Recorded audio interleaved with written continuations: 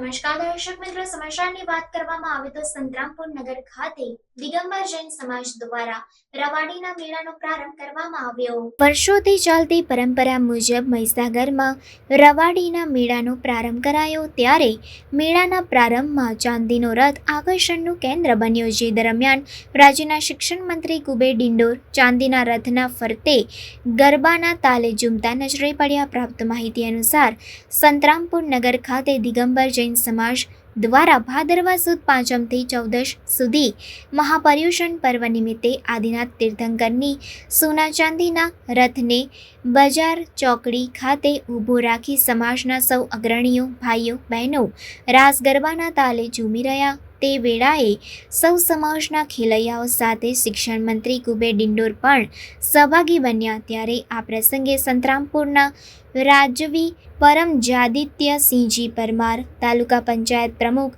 હરેશભાઈ વડવાઈ, હિતેશભાઈ ઉપાધ્યાય, પરસોત્તમદાસ પટેલ, જૈન સમાજના અગ્રણીઓ, વડીલો, ભાઈઓ બહેનો ઉપસ્થિત રહ્યા હતા। પ્રાર્થના સંદેશ ન્યૂઝની તમામ લેટેસ્ટ અપડેટ્સ માટે ચેનલને હમણાં જ લાઈક, શેર અને સબસ્ક્રાઇબ કરો।